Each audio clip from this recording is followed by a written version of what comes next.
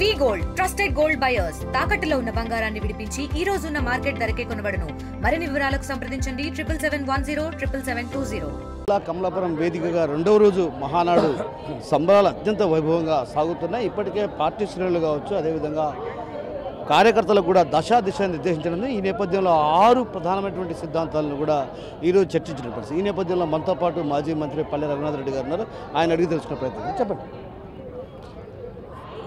ఇంతవరకు 36 మహానాడులు జరిగాయి.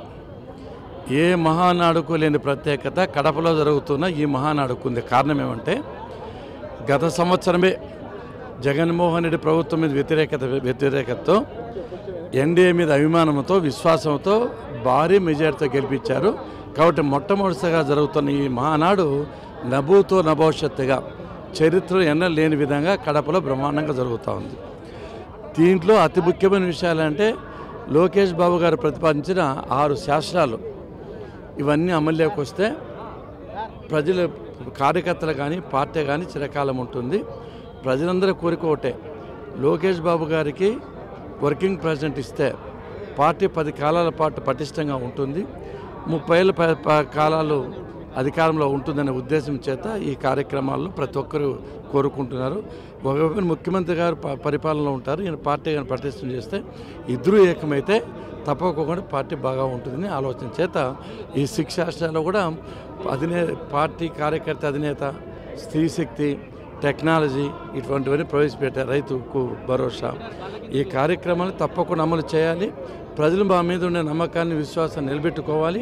తెలుగుదేశం పార్టీ ఈ రాష్ట్ర అభివృద్ధికి సంక్షేమానికి పాటు పడుతుందని చెప్పేదానికి ఈ మహానాడు బాగా ఉపయోగపడతాను. అంటే ప్రధానంగా రాయలసీమకు సంబంధించి ఒక గొప్ప ప్రాజెక్ట్ ఏదో ప్రకటన చేయబోతున్నారంటూ కూడా ప్రచారం జోరుగా సాగుతుంది. అంటే రాయలసీమ అభివృద్ధి చేయాలనేది ముఖ్యమంత్రి గారి ఆలోచన. ఉదాహరణకు మీరు అనంతపురం జిల్లా తీసుకోండి. మాకు హంద్రీనీవా రాకముందు పంటలు బాగా పండేటివి కాదు, తాగునీళ్ళు కూడా ఇబ్బంది పడేవాళ్ళం. హంద్రీనీవా వచ్చిన తర్వాత ఇప్పుడు సస్యశ్యామలమైంది అనంతపురం జిల్లా. కియా ఫ్యాక్టరీ అవడం వల్ల చాలామందికి ఉద్యోగాలు వచ్చాయి, జీవన ప్రమాణాలు పెరిగాయి. అదేవిధంగా ఇక్కడ కర్నూలు కానీ ఓర్వకల్ అనేక రకమైన పరిశ్రమలు వస్తున్నాయి. కడపలో స్టీల్ ఫ్యాక్టరీ మాట్లాడిన మళ్ళీ తిరిగి ప్రారంభిస్తున్నాం. చిత్తూరులో కంపెనీస్ ఫ్యాక్టరీస్ వస్తున్నాయి. చంద్రబాబు నాయుడు గారికి ఒక దార్శనికత ఉంది, ఒక లాంగ్ విజన్ ఉంది. రాయలసీమలో ఫ్యాక్టరీస్ పెట్టాలి, కంపెనీలు పెట్టాలి, సాగుని డెవలప్ చేయాలి, దీన్ని సస్యశ్యామం చేయాలని ఆలోచిస్తున్నారు. తప్పకుండా ఈ 4 సంవత్సరాల్లో వచ్చే 4 సంవత్సరాల్లో ఇవన్నీ అమల్లోకి వస్తాయి.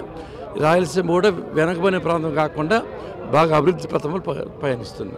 ప్రధానంగా ఈరోజు చర్చించినటువంటి అంశాలలో ఏది ప్రధానమైనటువంటి అంశం? దాన్ని అంటే రాయలసీమ 4 ప్రాంతాల్లో రక్షణ సామర్థ్యానికి సంబంధించిన కంపెనీలు పెట్టాలి. ఒక చేటం రక్షణ సామాగ్రి నిర్వహించడానికి, ఒక చోట తయారు చేసేదానికి, ఇంకో చోట షేలింగ్కు ఈ విధంగా పెట్టడానికి ప్రయత్నం చేస్తున్నారు. ఆల్రెడీ కంపెనీలు చాలా వస్తున్నాయి. స్థలం కూడా రాయలసీమ నుండి అడ్వాంటేజ్ ఏమంటే ల్యాండ్ ఎక్కువ ఉంది, ల్యాండ్ బ్యాగ్ మిగతా చోట లేదు.